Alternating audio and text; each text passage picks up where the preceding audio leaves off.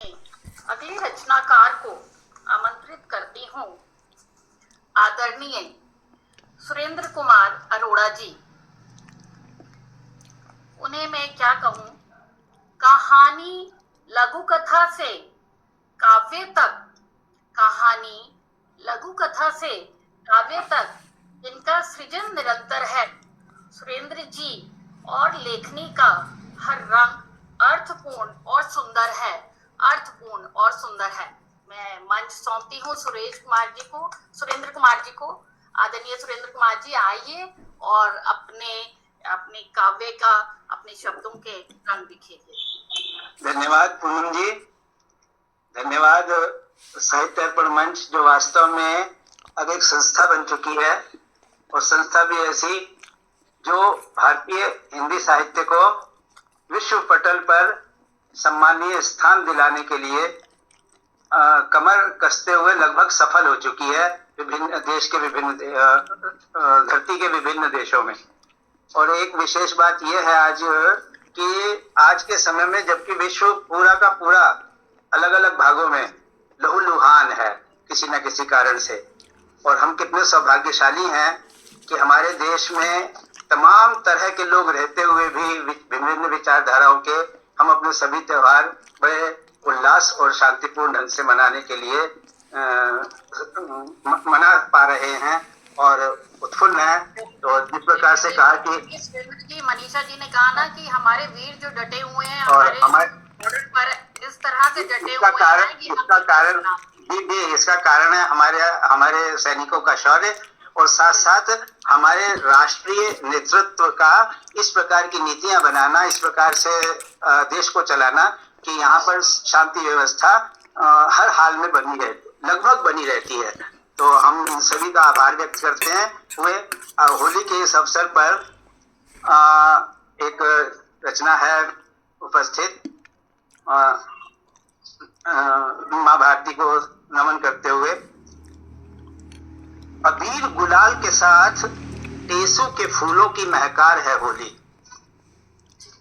अबीर गुलाल के साथ टेसू के फूलों की महकार है होली।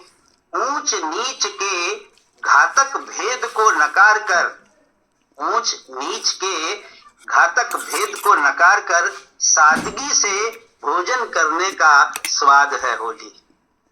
सादगी से भोजन करने का स्वाद है होली, और सादे पकवानों से सजी थाली में भांग की तड़कार है होली।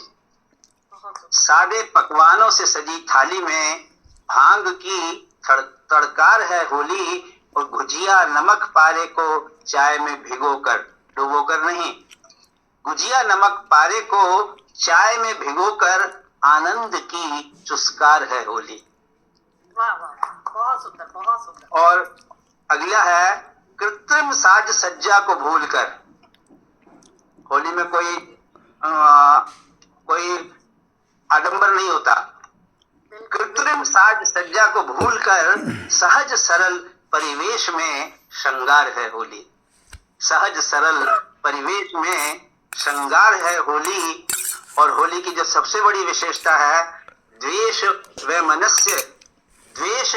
मनुष्य को झुठलाकर शत्रु के भी गले लगने का विचार है होली।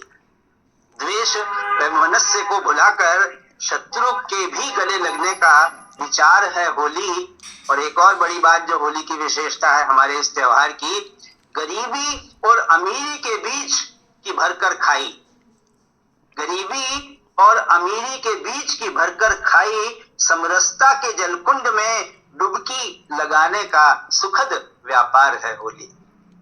समरसता के जलकुंड में डुबकी लगाने का सुखद व्यापार है होली। कोई जाति भेद नहीं होता जब हम होली मनाते हैं एक दूसरे के साथ, और प्रयास ये होता है कि धर्म भेद भी न रहे। और साजन में सजनी और सजनी में साजन का विलय संसार है होली। साजन में सजनी और सजनी में साजन का विलय संसार है होली। कोई व्यक्ति कितना भी जिसे कहते हैं कि ये तो बिल्कुल अनरोमांटिक है, होली को देखकर वो भी रोमांटिक हो जाता है। तो राधा में कृष्ण और कृष्ण में राधा के एकीकरण का संस्कार है होली। राधा में कृष्ण और कृष्ण में राधा के एकीकरण का संस्कार है होली। और जीवन को सहजता से व्यवस्थित करने का आधार है होली। जीवन को सहजता से व्यवस्थित करने का आधार है होली।